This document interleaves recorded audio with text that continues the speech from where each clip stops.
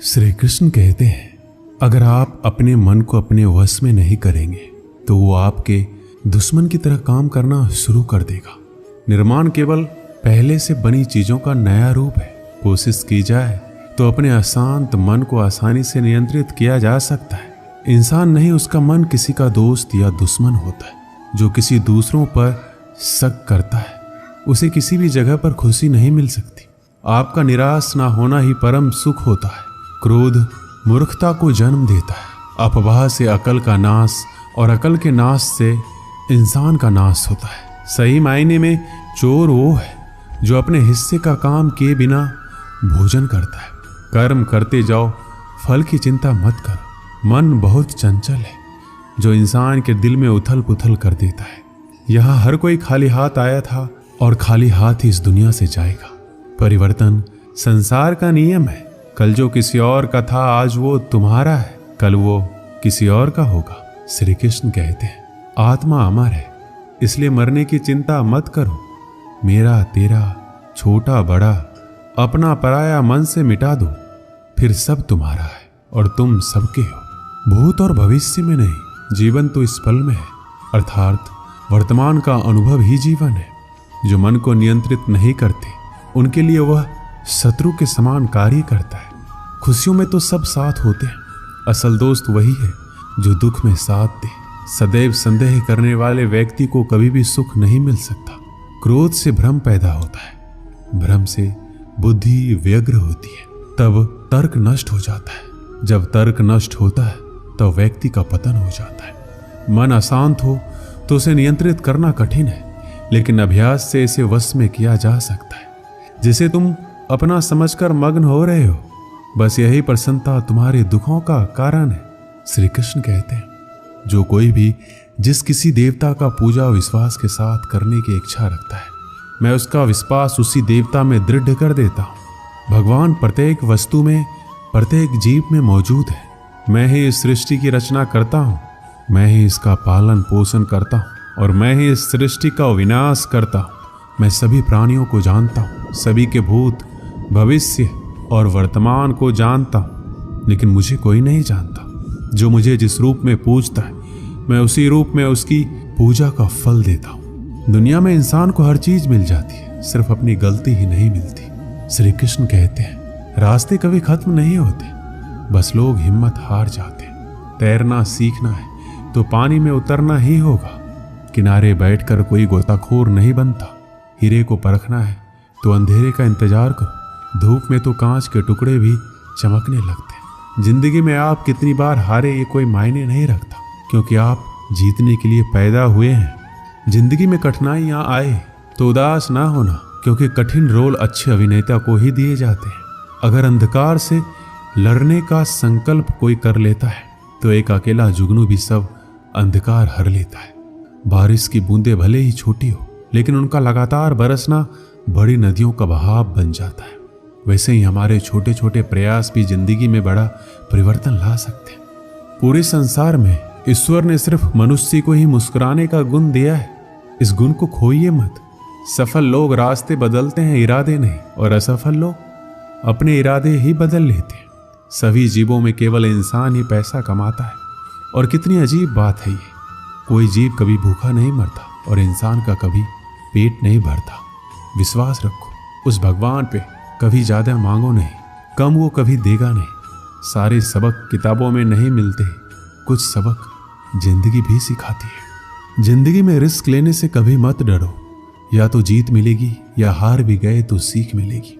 शानदार जिंदगी जीने के दो ही तरीके हैं, जो पसंद है उसे हासिल करो, नहीं तो जो हासिल है उसे पसंद करो। मेरी सफलता को देखकर हैरान है बहुत लोग, किसी ने मेरे पांव के छाले नहीं देखे। अगर सफलता चाहिए तो कभी वक्त और हालात पे रोना नहीं। मंजिल दूर ही सही पर घबराना मत, क्योंकि नदी कभी ये नहीं पूछती कि समंदर अभी कितना दूर है। गिरते रहो, भटकते रहो, सीखते रहो, लेकिन कभी हार मत मानो। जब लोग आपकी नकल करने लगे तो समझ लेना जिंदगी में सफल हो रहे हो।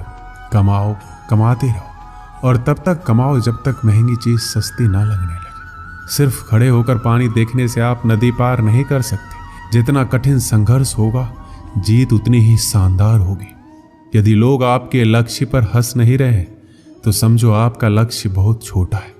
हुनर तो सब में होता है, फर्क बस इतना होता है किसी का छिप जाता है तो किसी का छप जाता है। दूसरों को सुनने के लिए अपनी आवाज ऊंची मत कीजिए, बल्कि अपना व्यक्तित्व इतना ऊंचा बनाइए कि आपको सुनने की लोग मन्नत करें। अच्छा काम करते रहिए, चाहे लोग तारीफ करें या ना करें। पहचान से मिला काम थोड़े बहुत समय के लिए रहता है, लेकिन काम से मिली पहचान उम्र भर रहती है। जिंदगी अगर अपने हिसाब से जीनी हो तो कभी किसी के फैन मत बनो। जब गलती अपनी हो तो हमसे बड़ा कोई वकील नहीं, जब गलती दूसरों की हो तो हमसे बड़ा कोई जज नहीं। आपको खुश रहना ही आपका बुरा चाहने वालों के लिए सबसे बड़ी सजा है। जिस दिन आपका हस्ताक्षर ऑटोग्राफ में बदल जाएगा उस दिन आप बड़े आदमी बन जाओगे। अगर एक हारा हुआ इंसान हारने के बाद भी मुस्कुरा दे तो जीतने वाला भी जीत की खुशी खो देता है। यह है मुस्कान की ताकत। अगर आपको हर बार अलग अलग तरह के कामों में सफलता मिली है तो इसका अर्थ है आपने कभी कुछ नया ट्राई ही नहीं किया। किसी काम को करो तो लगन से करो, नहीं तो बिल्कुल मत करो। बड़े सपने देखने वालों के बड़े सपने हमेशा पूरे होते हैं। सपने सच करने से पहले सपने देखने पड़ते हैं। ताकत शारीरिक क्षमता से नहीं आती, ये अजय इच्छा शक्ति से आती है। एक पिता अपने पुत्र के क्रोध से अत्यंत विचलित रहा करता था। वह देखता था कि उसका बेटा बाकी सब चीजों में बहुत अच्छा है, बहुत आज्ञाकारी है, बहुत मधुरभाषी है, लेकिन उसे क्रोध बहुत आता है। और यदि उसे किसी बात पर क्रोध आ जाए तो फिर वह किसी को भी भला बुरा कहने में संकोच नहीं रखता था। पिता ने अपने पुत्र को समझाने का एक तरीका ढूंढा। उसने अपने पुत्र को एक सुबह अपने पास बुलाया और उसे कुछ कील से भरा हुआ एक डब्बा दिया। डब्बा देते हुए अपने पुत्र से इतना पूछा, बेटा तुम मेरी एक छोटी सी बात मानोगे? पुत्र ने कहा, जरूर मानेंगे, क्या चाहते हैं आप? तो उसने अपने बेटे को कहा, तुम्हें जब भी क्रोध आए तो क्रोध पर काबू करने की कोशिश करो, लेकिन यदि फिर भी क्रोध करते हो तो एक कील इस दीवार में ठोक देना। तुम्हें दिन में जितनी बार गुस्सा आए उतनी बार इसी तरह करो। लड़के ने हामी भर दी। पहले दिन लड़के को बहुत क्रोध आया। उसने दीवार में एक ही दिन में लगभग 20 के आसपास कील ठोक दी, लेकिन आगे आने वाले दिनों में दीवार पर लगने वाली कील की संख्या घटने लगी। एक दिन ऐसा भी आ गया जब उस दीवार में एक भी कील ठोकने की जरूरत नहीं पड़ी, चूंकि लड़के ने समझ लिया था कि कील ठोकने से आसान है क्रोध को रोक लेना। जब यह स्थिति 2-4 दिन बनी रही तो उसने अपने पिता से जाकर इस बात को कहा। अब उसे दीवार में कील ठोकने की जरूरत नहीं पड़ती है। पिता ने उसे शाबाशी दी और कहा, अब जब तुम्हें कोई कुछ कहता है और तुम्हें लगता हो कि तुमने उस खराब लगने वाली बात पर भी क्रोध करने से रोक लिया है स्वयं को, तो ऐसे हर प्रयास के लिए दीवार से एक कील निकाल लो। लड़के ने ऐसा ही किया। दिन बीतते गए। एक दिन ऐसा भी आ गया, बेटे ने दीवार से सारी कीलें हटा दी। फिर पिता को जाकर सारी बातें कही। पिता दीवार के पास आए और अपने बेटे को समझाते हुए कहा, बेटे, शब्दों के पास एक अपनी शक्ति होती है और वो शक्ति ये है कि ये वापस नहीं लिए जा सकते। किसी को भला बुरा कहने के बाद तुम उससे लाख माफी मांग लो, लेकिन इन दीवारों में बनी सुराख की तरह घाव फिर भी बना रहता है। इसलिए किसी को भी क्रोध में कुछ बुरा कहने से बचो। बेटा अपने पिता की दी हुई सीख से गदगद हो गया। उसने आगे से अपने क्रोध और वचन पर नियंत्रित करने की प्रतिज्ञा ले ली। हमें उत्तेजना के क्षणों में किसी को भी अपशब्द तथा अप्रिय नहीं कहना चाहिए। इससे बनने वाला घाव 1000 माफी मांगने से भी नहीं भरता है। दोस्तों, सीखने की प्रक्रिया कभी खत्म नहीं होती। आदमी जीवन पर्यंत सीखता रहता है, कुछ अपने अनुभवों से, कुछ दूसरों को देखकर तथा किताबों को पढ़कर। मुझे पूरा विश्वास है इस कहानियों के माध्यम से आप जरूर कुछ सीखे होंगे। मिलते हैं अगली वीडियो में। अपना ख्याल रखिएगा। जय श्री कृष्ण।